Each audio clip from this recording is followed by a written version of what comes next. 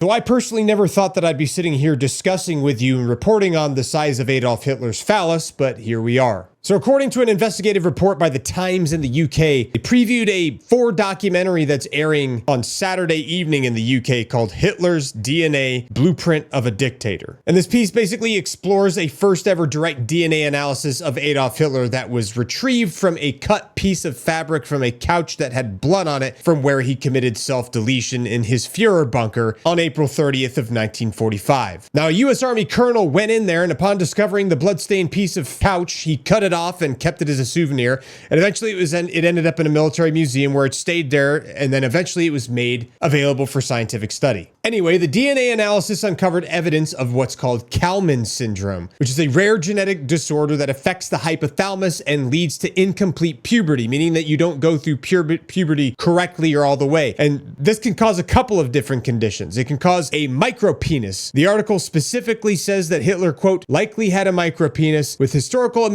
medical estimates suggesting it measured less than 2 inches when fully erect, which is a detail that has been echoed in wartime British intelligence reports and satirical songs. Another problem that he may have had, or that they believe he had, was undescended testicle, which is commonly associated with Kalman syndrome, which aligns with the one-ball rumor, as the disorder can likely cause one or both testes to fail to descend properly into the scrotum, which leads to reduced testosterone and fertility issues. Now, Hitler reportedly had no children, which fits this profile. Additionally, the DNA showed genetic variants increasing susceptibility to autism spectrum disorders, schizophrenia, and bipolar disorder. That's some pretty big revelations, and this is like the biggest breaking news of the entire day today. Now, that being said, there's a well-known psychologist out there named Baron Cohen who is involved in this whole thing that said, quote, behavior is never 100% genetic. Associating Hitler's extreme cruelty with people with these diagnoses risks stigmatizing them, especially when the vast majority of people with these diagnoses are neither violent nor cruel, and many are in fact the opposite. And basically what they're trying to say, and a lot of the other folks involved in writing this article wanted to say, like, hey, don't take this as a reason to start practicing eugenics, because just because someone has a disorder in history that happened to do something bad doesn't mean that everybody that has that disorder is more likely to start doing those behaviors. Because the big problem with that is it doesn't take into consideration his environmental factors, like the trauma that he suffered through in World War I, or his abusive parents, or any of that other stuff, or the food that he ate. So either way, crazy analysis, and yeah, check it out.